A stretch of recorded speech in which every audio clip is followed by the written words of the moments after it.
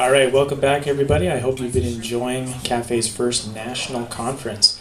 So I'm really excited about the next presentation. It's a subject I don't know much about and I want to learn more on, which is men's sheds. Our next speaker is a retired high school teacher who has turned to music to eke out a living.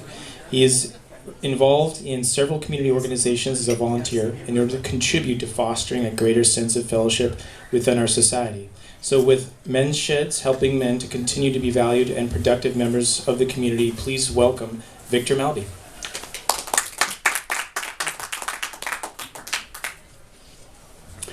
Well, good afternoon. I kind of feel like Kevin Mariola. I haven't been in Toastmasters either, and I have cheat notes too. So, okay. So what I'm going to do is I'm going to basically discuss how I got interested in men's sheds, and then a little bit about what I found to be the history of men's sheds, and then sort of what they're all about and how they can actually be a benefit to the community at large and to men themselves. How many know anything at all about men's sheds here? Oh, few, maybe 40%. That's good, because whenever I talk to people, it's like what's a men's shed? You know. So I'm glad to see some people are aware of what they are. The way I got interested in them is that I'm sort of a typical Canadian male, I guess. I've had several different jobs in my life. I have 2 children, divorced, prostate surgery, all those wonderful things. And so when my daughters grew up and sort of left the nest, so to speak, things got pretty quiet around the house.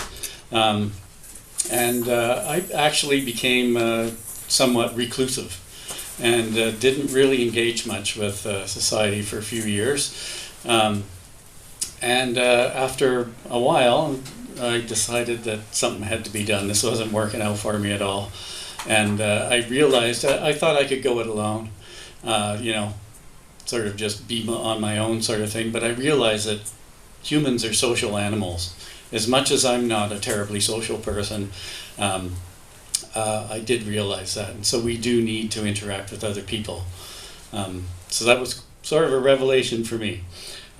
So in my time that after when I decided that I had to do something, I began to look and compile a bunch of links to various men's advocacy websites throughout the world for support for depression, suicide prevention, family court, like lawyers that dealt with men's sides of the family court. So I was basically saving all these links with the intention of making a website that was sort of international in scope, where somebody who didn't matter what country you're in, you could click on a map and then narrow yourself down and find a bunch of groups that in your area where you could find support.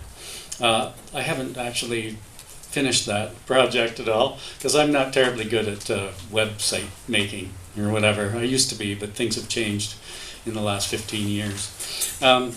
So in my sort of search for all these links, while I was compiling them all, I ran across one about men's sheds, and I read up on them, and I thought, hey, that's an interesting idea. What really appealed to me was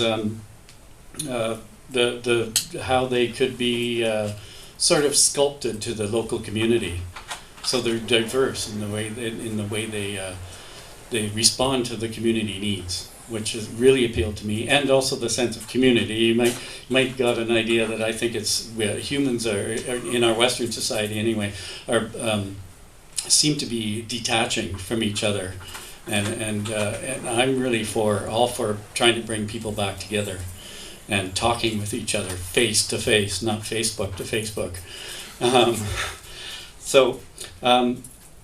When I started researching these sheds, most of which were in Australia, I thought, I wonder if there's any in Canada. So I looked into that, and sure enough, there was one. It was started by a fellow by the name of Doug Mackey in Winnipeg, and it's called the Woodhaven Men's Shed. And so I contacted him via email, and then we talked by phone several times, and he was very, very encouraging. And so I thought, oh, well, maybe I'll give it a go. And I talked to some social workers that I knew. One of them was a bandmate of mine, and so I had an in there. And I just asked, we basically consulted with them and tried to come up with a plan. We talked a bit, but it didn't really seem to click too well. And so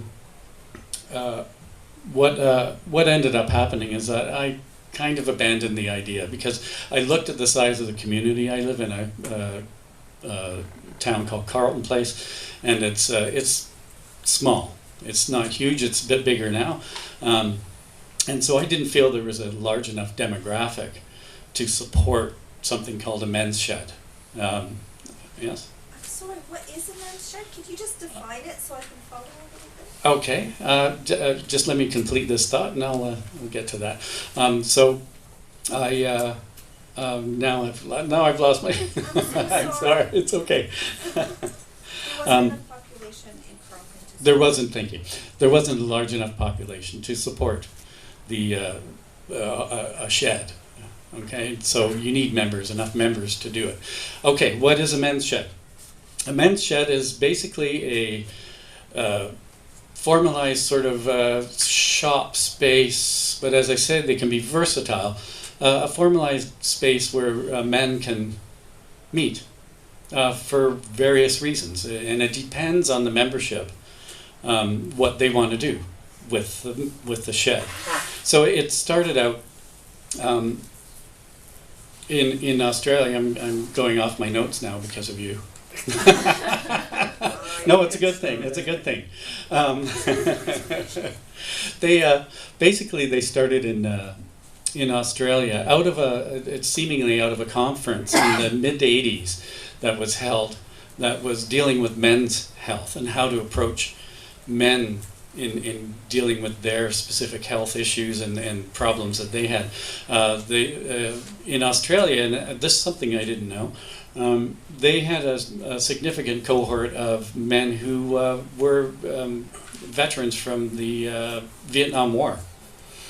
I didn't know that at all, and many of them were having difficulties dealing with the shock of going to war and surviving.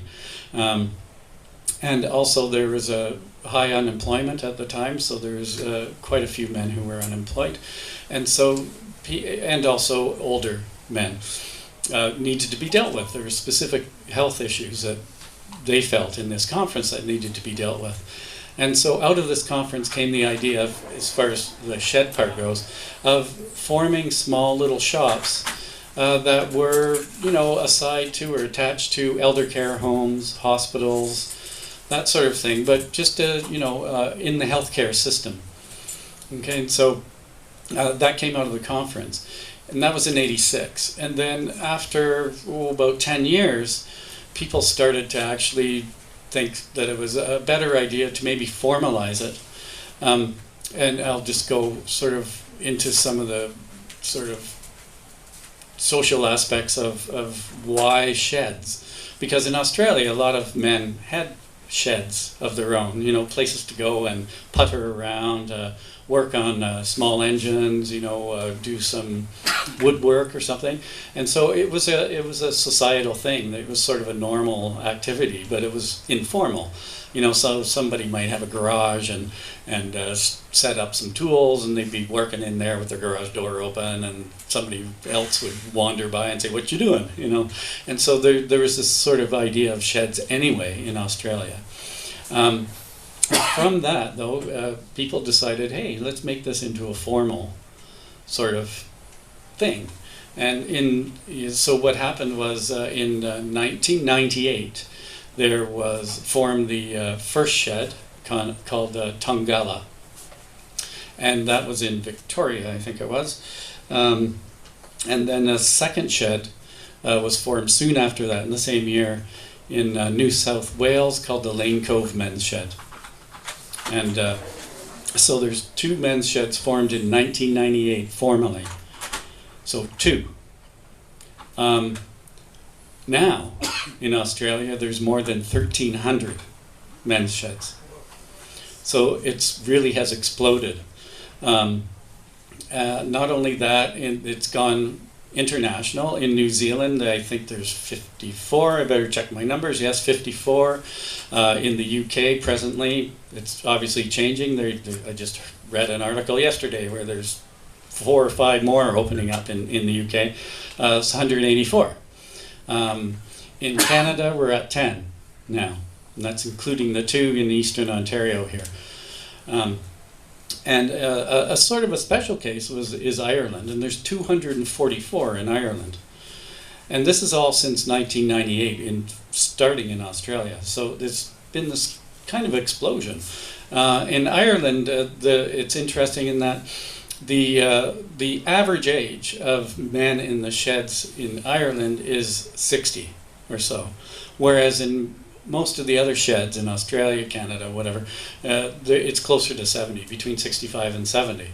And in the Ireland, it's purported that the reason that it's a younger demographic is because in 2008, in 2008, because of the financial crisis, there was a lot of men who were put out of work and a lot of younger guys. And so they started actually forming and joining sheds to learn new skills, and that's what sheds are about, is learning new skills or teaching skills that you have to other men. And now I keep saying men, okay, but it's not necessarily men.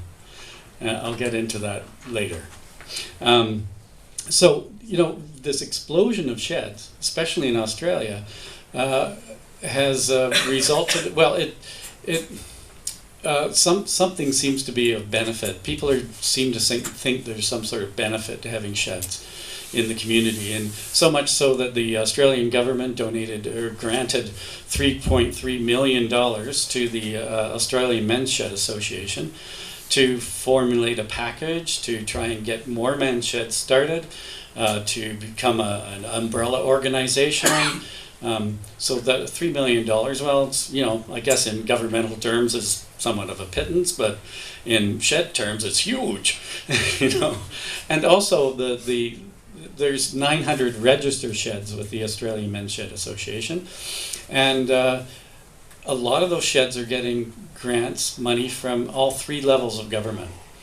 And so there's some people seem to think there's some benefit to be derived from these sheds. Right? Otherwise they wouldn't be giving them money, I don't think. And so what are those benefits? Well, as I stated earlier, alluded to, they're very diverse. And so whatever the members want the shed to be, that's where it goes. And so it can be something like, for instance, Doug Mackey's shed in Winnipeg. He calls it a tabletop shed. Okay, because they basically use a conference room or a meeting room to do things like carving, doing wood carving, whittling walking sticks from diamond willow that they all go out and collect by the riverside. And they meet for coffee, at a restaurant once a week. Once a month, they have a breakfast where some of the guys cook, do the breakfast for everyone else and their spouses and grandchildren and children and whoever wants to come. So they put on a breakfast, like maybe 3 of them will put on a breakfast for everyone else, right? So that's their activities, that's it. Whereas some of the sheds in Australia are the size of like an airplane, that's what I'm thinking of, airplane hangar. They're huge, some of them. Some of them are producing, I just saw a video the other day, they had 20 benches lined up like a factory, and they're producing the benches for the local community. And that's another aspect of the men's shed that I find appealing and is also of a benefit. Right? So the benefit isn't in just individuals, it's also the community. Okay, and so anyway, they're very diverse. You can, let's see some of the things I got down here. I talked about coffee and chats and cards, so just camaraderie, yakking with each other, building the wooden benches, revamping bicycles, rebuilding engines, doing electronics projects, making robots.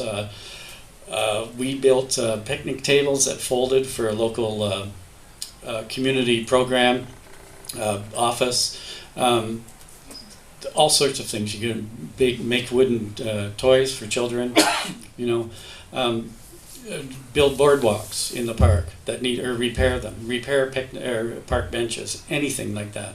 A lot of it is community oriented. So the men get together and do projects that basically benefit the community. Now, in getting together, Pemberton, this was a cool one too. They, at BC, they established a tool lending library. So they got old tools, fixed them up, got some of the electric ones working, maybe if they weren't working, just revamped them all, and then offered them to the community to lend out. And then, you know, you want a sander or whatever, you go to the lending library, tool lending library, get your sander, and you bring it back when you're done. So that's their project, you know. So it's very diverse, but it's people working together and forming friendships and bonds with each other. And that's the important aspect of the men's sheds. So I've stated that individually there seems to be some benefits to men, and so what the men's sheds are who they're trying to reach is people, especially men at this point, who are basically disenfranchised. So a lot of times when men get older, not a lot of times, I think almost always, they retire, right? And in our society, a job for a man is like an identity, right? And it's something to do. It's structured, you know, so they get up and they got to go to work, and it's something they identify with. Their co-workers or their friends and buddies that they like, that's how they socialize. And then they come home to the family, and that's their other life, right? But with when they retire, all of a sudden they got no structure. They don't have to get up. They don't have any work to identify with anymore. So they're sort of left in the lurch a lot of times. Not all, obviously.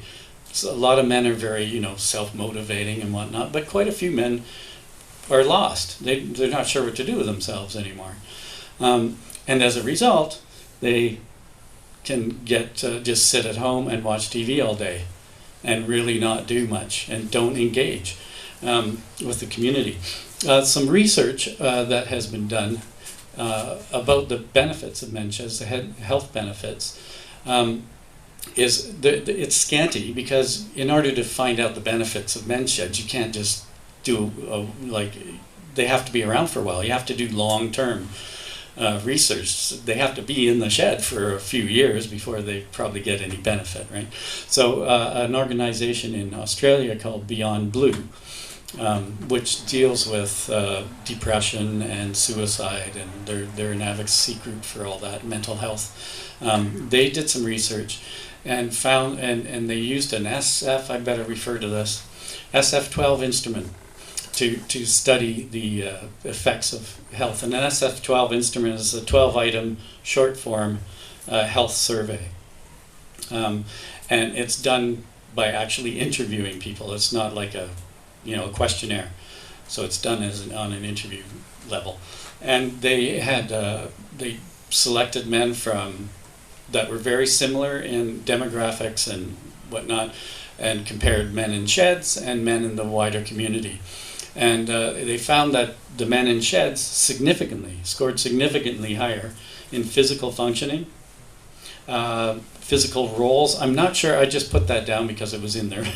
I'm not sure what physical roles means, but anyway, general health, vitality, and their mental health. So all those aspects seem to be improved by just being members of a shed. Okay, so and I talked about men retiring and just sitting at home. Well, I was reading a book called The Brain Changes Itself by Dr. Deutsch. I think that's how you pronounce it. And he claims that nothing speeds brain atrophy, well, I better quote this, more than being immobilized in the same environment.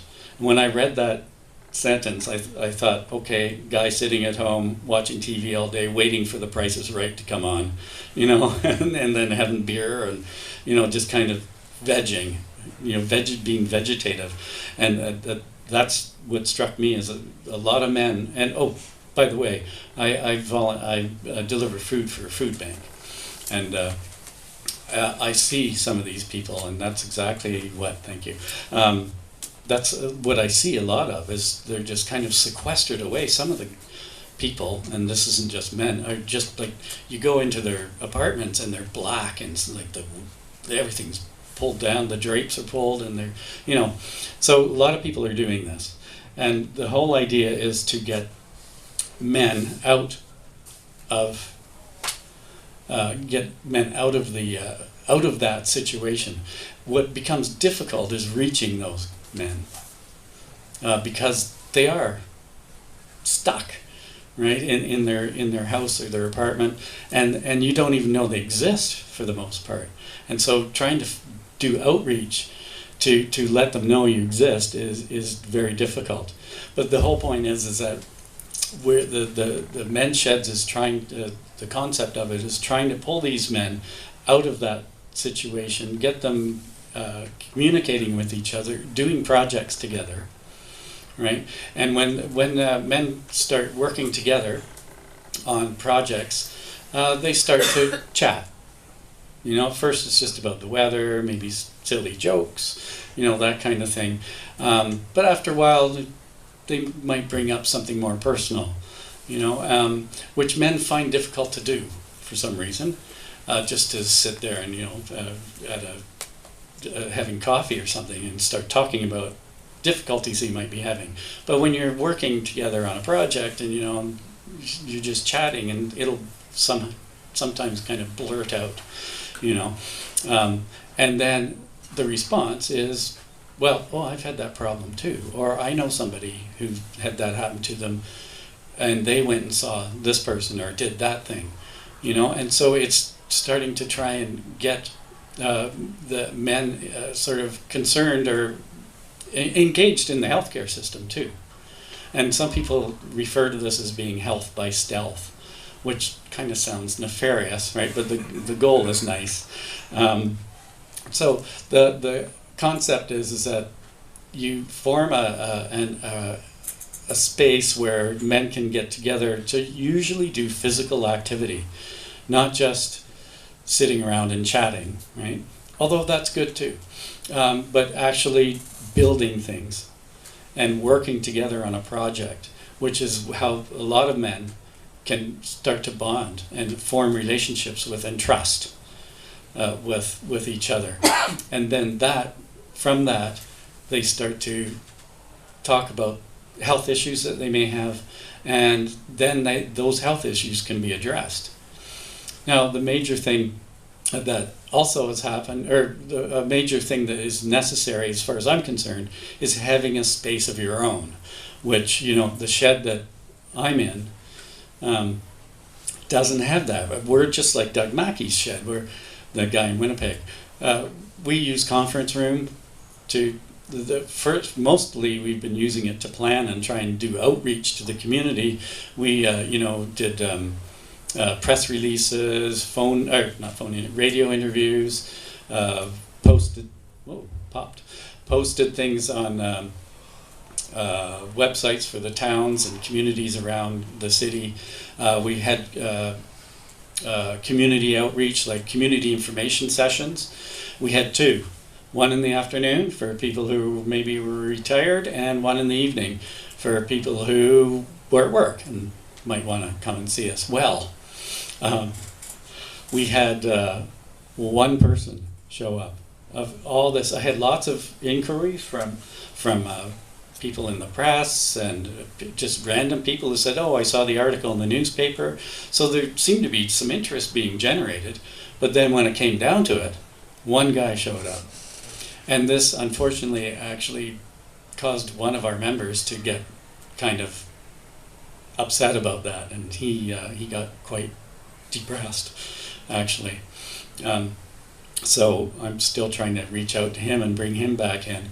I've had several inquiries from men who they've been referred from social workers, from nurses, but they are having social problems. They have anxiety problems, depression problems, and they've called me. I've talked to them, and they say, "Well, not quite ready to come out yet." You know, so it's very difficult to reach men, it seems, and to allow them to show their sort of, I don't want to call it weakness, but to allow them vulnerability. Thank you, Karen.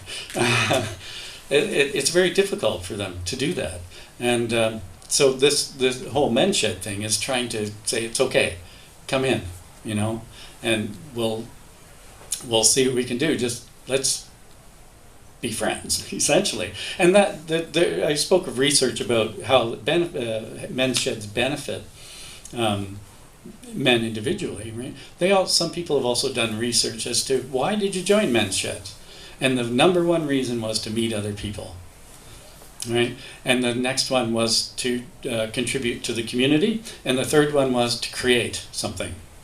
Okay, and so my idea of a men's shed is more than what we have now, meeting in conference rooms and going out for breakfast and just yakking. And we also use my carport to build these picnic tables that we made. And my basement, which is not a shop, it's just a basement. It had a level floor. That's why we had to take the tables into the basement to sort of put them all together. So because they folded. Right, they were folding picnic tables, so we needed a level spot to do that. So my basement was the place. That's our shed, right? But what really is needed, if you're going to have a shed, is an actual space where you can hang your sign, say these are the hours that we'll be here. Drop in. You've got some tools or whatever the shed wants to have there available for people to come in and work and just meet each other.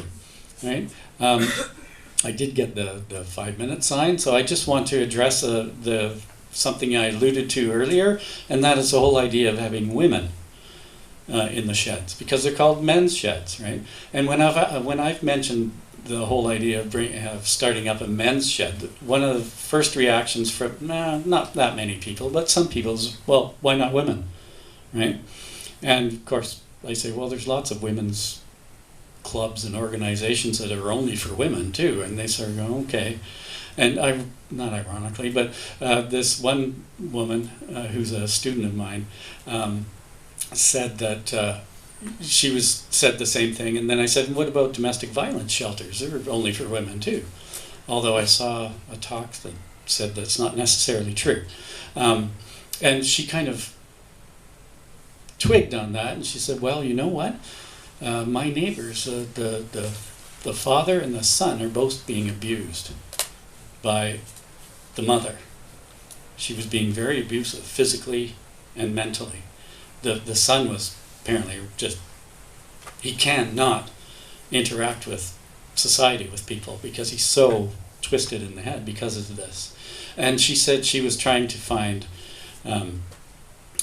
some sort of support for these guys, and she couldn't. I gave her some names. I gave CAFE, of course, the Center for Men and Families, and there's a guy, Rick Goodwin, in Ottawa here. And I gave her those names. She says, I've contacted them. I gave her some others. She said, well, I'll try that. And she couldn't find anything. So that twigged on her, about the whole idea of, okay, well, maybe men do need something. And maybe it's not so bad as just for men. Personally, I haven't decided. I'm still neutral on it. But all the guys I've talked to in our sheds, not all, but most, say they think it's important to just have it for men, because if you have a group of guys and when a woman enters the sphere, all of a sudden the whole dynamic, the social dynamic will change, right? I see some people nodding their heads, and in agreement. And understand that standpoint. In fact, I support it. However, I'm totally gender blind. I couldn't care less what the gender of the person was. It just doesn't matter to me. So, I could go either way. But in Australia, there's been, according to the Australian Men's Shed Association website, the majority of men's sheds have women in them to a certain level. Many men's sheds have just men in the shed doing their stuff, woodworking and working with lathes and bandsaws and all that kind of stuff, doing real manly things, and but there's a lot of women on the board or doing publicity for the men's sheds. Doug said one of his, he's been approached by several women in Winnipeg who are basically saying, Can my husband join this shed, please? Right? because he's retired. He's going squirrely. Yeah, well, not only that, she is. Yeah. Oh, yeah. Because in a lot of cases still, it's probably changing, but in a lot of cases the home is the women's domain, right? And all of a sudden the husbands are hanging around all the time and he's getting underfoot, like, oh, jeez, it's like, I'm bored, sort of thing. And so in that sense, it can be a benefit to give these guys somewhere to go, something to do, but it gives structure. They have somewhere to look forward to going, and something to do, how to contribute to the community, make new friends, share your knowledge with other people, which is really like, I only have a minute, don't I? Like one of the men in our shed brought in this train that he made. It was about this big. Like that. He made it it was a model on a steam engine that's in Newfoundland. I don't know the model number and everything, all that stuff. But he went to Newfoundland, took pictures and made drawings. He made this model train out of metal from scratch, completely from scratch. He even did the little tiny nuts, like this big. You can't see probably because they're so small. He milled those himself and put this whole thing together, all these little pipes and things. It was amazing, right? And so, not only do you do things and learn, but you can also teach. To me, men's sheds are just very versatile, very a great and simple way, I think. Although the whole idea of getting a shed is very difficult because it requires money, it requires an outlay of cash. Places are $1,500, $2,000 a month to rent, and then you need insurance. So that kind of thing. We're looking into buying a school portable and a chunk of land. One of the guys has some money. Anything. We've approached people to say, hey, we notice you have a garage on your, that you don't seem to be using. What do you think? And they say, well, no. We haven't got any positive response that way, but we're hoping for a benefactor or something, to come along and say, you know what, I've got a space that you can use, and you can use it, right? So we're searching, and I think you need this space that's sort of constant, a consistent area where you can say, I'm going there today. So I just want to do my concluding paragraph. Oh, I just wanted to also say before I finish, in Canada I said there's 10 sheds. There's 4 in BC, 1 in Alberta, 1 in Manitoba, 2 in Ontario, which is mine, and somebody else's in Perth, which is right next door to us, so there's only 2, and 2 in Quebec. So, that's what I wanted to finish it. It was kind of funny, it's the way Kevin finished his talk. I've started up this shed in Carleton Place, and I didn't do it before because I thought, well, it might fail, right? It might fold, but I started one up again anyway, or I did it this time, and I still think, well, it might fold, but that doesn't mean it's a failure. All it means is that all that information that we've disseminated through the media and to talking to people and going to making displays, because that's what we're doing next week. We're making a display to advertise ourselves. All that is disseminating this information and this whole idea of the concept of men's sheds that hardly anyone knows about. And I think could be a very beneficial thing for the individuals themselves, and when their health improves, the community, not only just because they have healthier members in the community, but because they also do something to improve the community. And so the whole concept to me is just, it makes so much sense on so many levels, and it's not a terribly difficult sort of thing to get started. So that's why I think men's sheds are something that we should really try to promote and foster in our society. Thank you. All right, thank you, Victor. So we have about 15 minutes for a Q&A session. For any questions you have for Victor, I just want to say I loved your presentation. It made me think about my dad's shed, which was always sort of a place of mystery, rusty old sharp tools I didn't understand. But Yeah. in any case, we got a lineup started, so why don't we get started? Okay. Hi, well, this is the first time over here, the idea of the men's shed. I think it's really cool. Is it accurate to go ahead and describe it sort of like that, you know, clubhouse from childhood kind of thing? Not in the sense of no girls allowed, but, you know, where the boys would go ahead and meet up, they built it themselves and stuff, as well as kind of like it kind of has that feel, but also with the peer support. Does it? It reminds me of that, but it also it has the benefits seem to be like really huge. I just is there ways to go ahead and I guess I'm trying to find the word. Sorry, It's okay. Is there any place where you think there could be improvements upon in the future for the men's shed? Like the whole concept of it? Well, basically, are you looking to work solely in the field of making these the chairs and the project, or is it a whole bunch of projects that come forth and it's done? It's that's what's so appealing to me, is that it can change. Okay.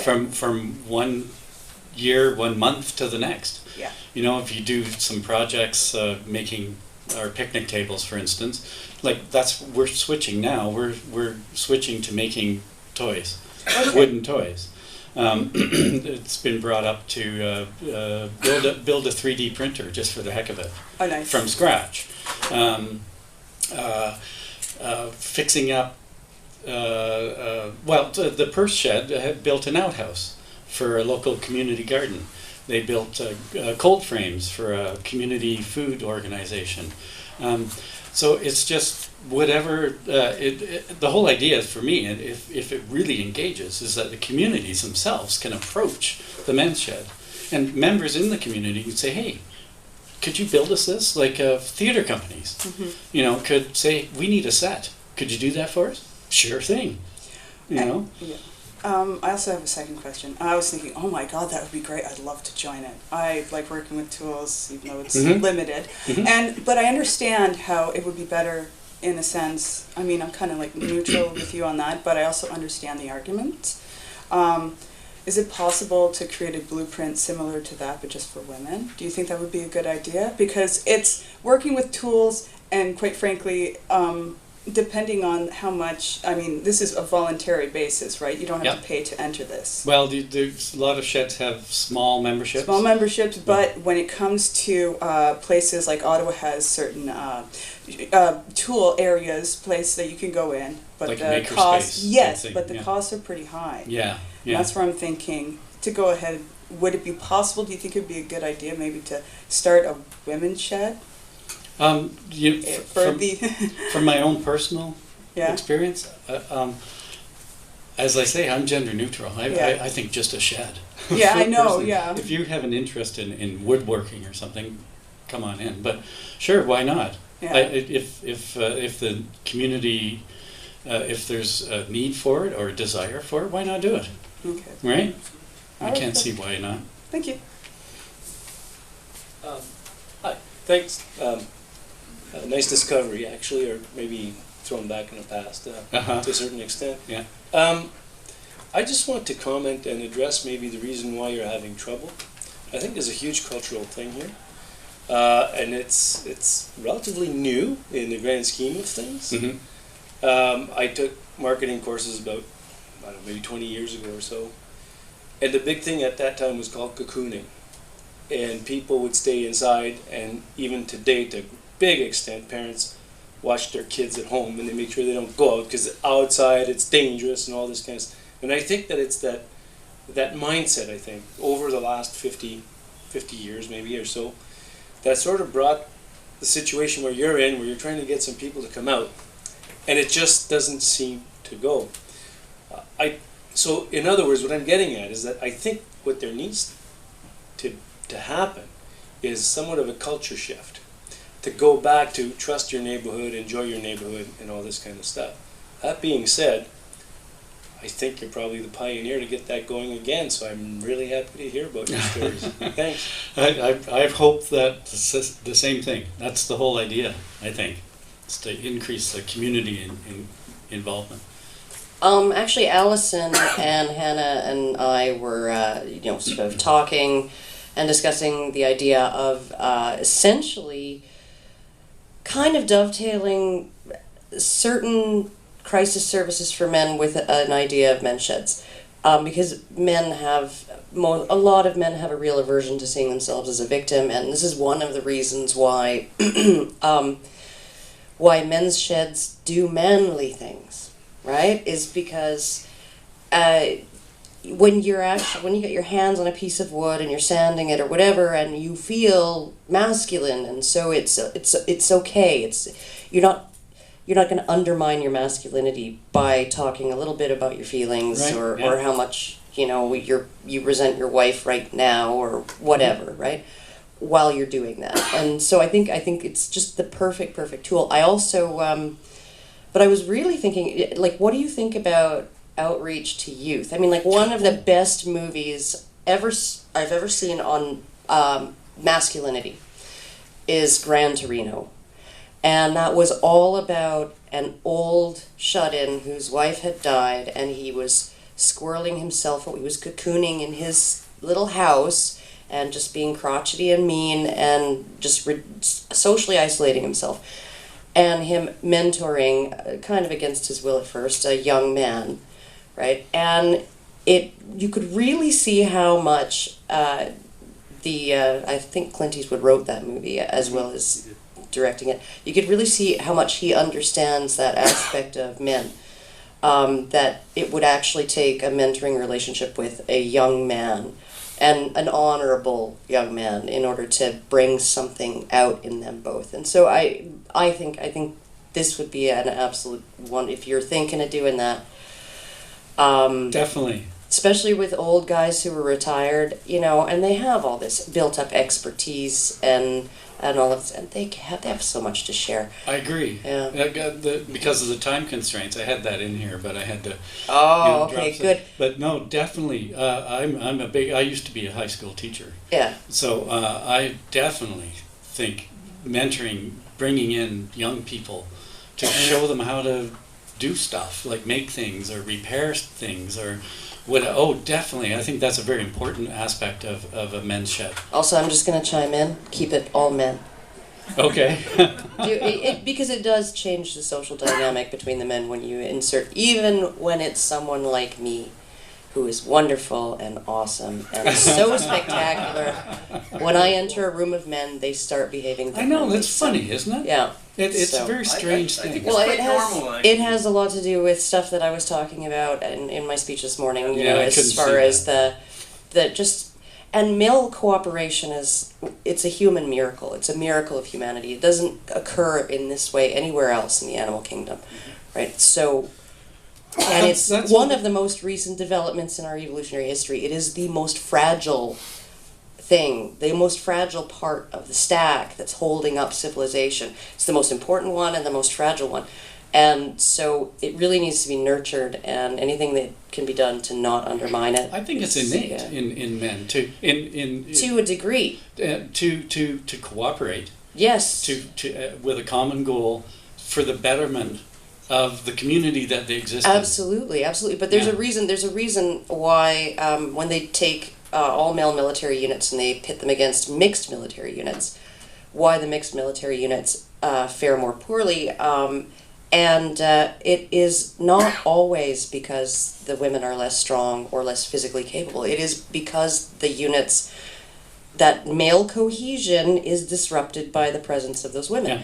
And it's not the women's fault. No. Right? This is not something, about, blaming one or the other. It's just what happens. And so, yeah, I think that we definitely need to nurture, and especially given the fact that every single all-male space has been essentially banned. Yes, it's time definitely. to start some more. Right? Thank you. That sort of brings me to the other side again, Karen, because I used to be the other way, men only, and then I sort of started to sway the other way, and those are good arguments. Yes. I just wanted to suggest that maybe you dovetail all of that with funding applications, because there should be funding out there for mentoring with young boys, especially if you dovetail that with all of the recent research coming out with like the lack of cursive writing being taught now, and brain development, and the need to combine manual movement with that. That's our next sort of step, is to do grant applications. We have to incorporate. We were going to apply for a grant last summer, but it required us to be incorporated. So that's our next. That's what we're going to start on once we get through the next couple of weeks. Actually, we're going to start really focusing on getting grants. Okay. I will get your email address and then I will give you some ideas. Okay. Just a word of the wise in the application, don't mention it's for men only, that might play against you.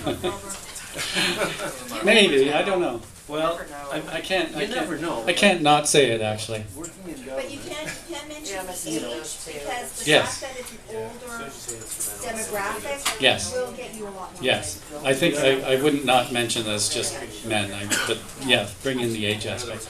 Sorry, afraid we've run out of time. Could you please give Victor Maltby another round of applause, please? Thank you, Victor.